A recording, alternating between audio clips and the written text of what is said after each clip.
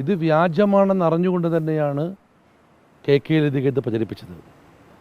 അത് തെരഞ്ഞെടുപ്പിൽ ജയിക്കാൻ വേണ്ടി ചെയ്ത, ഒരിക്കലും ന്യായീകരിക്കാൻ സാധിക്കാത്ത, മതേതരത്വത്തിന് ഏറ്റവും ഭീഷണിയാകുന്നൊരു പോസ്റ്റാണ് ലതികയെപ്പോലുള്ളൊരു മുൻ MLA പ്രചരിപ്പിച്ചത്. ഇത് ഏറ്റവും വലിയ ക്രിമിനൽ കുറ്റമാണ്. അത് അറിയാമായിരുന്നു വ്യാജമാണെന്ന് അറിഞ്ഞത്. കെ ലതിക സ്ക്രീൻഷോട്ടിൽ നിന്ന് പിൻവലിക്കാൻ ഹൈക്കോടതിയുടെ ഇടപെടൽ വേണ്ടി വന്നു. പൊതുസമൂഹത്തിനോട് കെ ലതിക മാപ്പ് പറയണം, അല്ലെങ്കിൽ CPM അവരെ തള്ളിപ്പറയണം. യഥാർത്ഥ പ്രതികളെ ഇന്നും പിടിച്ചില്ലല്ലോ. ആ പ്രതിയെ പിടിക്കാനുള്ള ആവശ്യം ഞങ്ങൾ ആവർത്തിക്കുന്നു. ലതികയെ, ഈ ഒറ്റ കാര്യം മതിയല്ലോ, ലതികയെ അറസ്റ്റ് ചെയ്യാൻ പോലീസിന് ഒട്ടും വൈകരുത്. ഇതിനകത്ത് ഞങ്ങൾ ഉറപ്പിച്ച് പറയുന്നു, പ്രചരിപ്പിച്ചവർ തന്നെയാണ് ഇത് സൃഷ്ടിച്ചിരിക്കുന്നത്. ഇതിൽ കെ ലതികയുടെ പങ്ക് ഒന്നുകൂടി ഇതാണ് പിൻവലിച്ചത്. ഞാൻ പറഞ്ഞല്ലോ, ഉറവിടം വ്യക്തമാക്കാൻ ഇനി ഒന്നും ആവശ്യമില്ല. കെ ലതിക അറസ്റ്റ് ചെയ്യാൻ പോലീസിന് ചെങ്കൂറ്റുണ്ടോ? ഇപ്പൊ കെ ലതിക പറഞ്ഞത് കാരണം കെ ലതിക മുൻ MLA ആണ്, CPM-ന്റെ ഉത്തരവാദിത്ത നേതാവാണ്.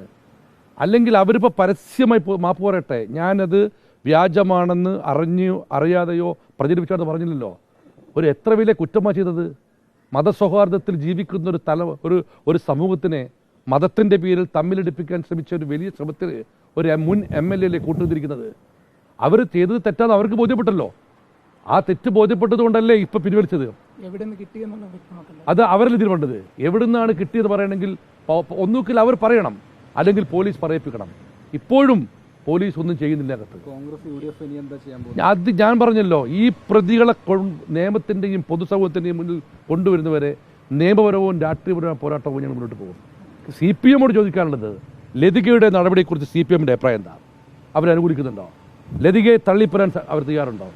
അല്ലെങ്കിൽ ലതിക ഉത്തരവാദിത്തപ്പെട്ട ഒരു പൊതുപ്രവർത്തകയാണെങ്കിൽ പൊതുസമൂഹത്തോട് മാപ്പ് പറയണം, ഞാൻ ഇങ്ങനെ അറിയാതെ പ്രചരിച്ചു പോയിരുന്നു. അല്ലെങ്കിൽ പോലീസ് അറസ്റ്റ് ചെയ്യട്ടെ. പോലീസ് അവരെ അറസ്റ്റ് ചെയ്ത് ചോദ്യം ചെയ്താൽ യഥാർത്ഥ പ്രതി പിടിച്ചു. നേരത്തെ പോലീസിനോട് ചോദിച്ചപ്പോൾ പറഞ്ഞത് മെറ്റയിൽ നിന്ന് വിശദാംശങ്ങൾ തേടിയിരുന്നു, പക്ഷെ കിട്ടിയിട്ടില്ല, അതിൻ്റെ ഒരു കാലതാമസമാണെന്ന്. ഏറ്റവും തമാശകരമായ സംഭവം, ഫേസ്ബുക്കിൻ്റെ നോഡൽ ഓഫീസറെ പ്രതിയാക്കിയെന്നാണ് പറഞ്ഞത്. നിങ്ങൾ ഇതുവരെ എങ്ങനെ എവിടെയും കേട്ടിക്കോ? ഈ കുറ്റം ചെയ്തത് ഒരു UDF-കാരനായിരുന്നെങ്കിൽ ഇപ്പോഴത്തെ അവസ്ഥ എന്താ? കെ ലതികയുടെ സ്ഥാനത്ത് UDF-കാരനായിരുന്നു ചെയ്തതെങ്കിൽ അറസ്റ്റ് കിടന്നപ്പോൾ ജയിലിൽ കിടന്നിട്ടുണ്ടാവും. ഫേസ്ബുക്കിന് നോഡൽ ഓഫീസറെ പ്രതിയാക്കില്ല, ഫേസ്ബുക്കിന് ആരും പ്രതിയാക്കില്ല. സാധാരണഗതിയിൽ CPM ആളുകളെ കൊല്ലാൻ ഇന്നോവ കാറിൽ ആളെ അയക്കാറുണ്ട്, ആക്രമിക്കാൻ അയക്കാറുണ്ട്. ആ വരുന്ന ആളുകളെ പിടിക്കില്ല, കാറിൻ്റെ പേര് കേസെടുക്കും. അതേ രീതിയാണ് ഇപ്പോൾ ഇവിടെയും കാണിച്ചിരിക്കുന്നത്. ഒരു സംശയവും വേണ്ട, ഇതിനകത്ത് അടിയന്തരമായി പോലീസ് കെ ലതികയെ അറസ്റ്റ് ചെയ്ത് അവരുടെ മൊഴിയെടുത്ത് ആളെ സമൂഹത്തിന് മുന്നിൽ കൊണ്ടുവന്നില്ലെങ്കിൽ ഇനി കാണാൻ പോകുന്ന സമരം മറ്റു രീതിയാണ്. കാസിമിൻ്റെ ഹർജി കോൺഗ്രസുമായി ആലോചിച്ചിട്ടാണ്. എനിക്ക് കക്ഷിയുടെ കാര്യമില്ല. പക്ഷെ ഒരു കാര്യമാണ്, ഇതിനകത്ത് നടപടി വന്നിട്ടില്ലെങ്കിൽ പ്രത്യേക ഏജൻസിയെ, കേരള പോലീസിനെ ഞങ്ങൾക്ക് വിശ്വാസം നഷ്ടപ്പെട്ടിരിക്കുന്നു. യഥാർത്ഥ പ്രതിയെ കൊണ്ടുപോകാൻ മറ്റു ഏജൻസിയെ ഏൽപ്പിക്കണമെന്നുള്ള ഹർജിയിൽ കോൺഗ്രസും UDF-ഉം കക്ഷി ചെയ്യുന്നു.